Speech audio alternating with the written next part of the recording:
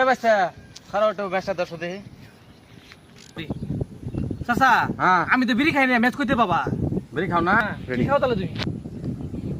আচ্ছা আচ্ছা বিড়ি খাও না, ঠিক আছে। তাহলে তুমি কি খাও?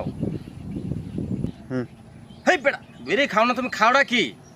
আমি বিড়ি খাই না। ঠিক আছে চাচা, আমি বিড়ি খাই না। তুমি যে বিড়ি খাও, হ্যাঁ। আজকে বিড়ি কত বছর ধরে খাও? তো 5 বছর। আবার কেন কথা?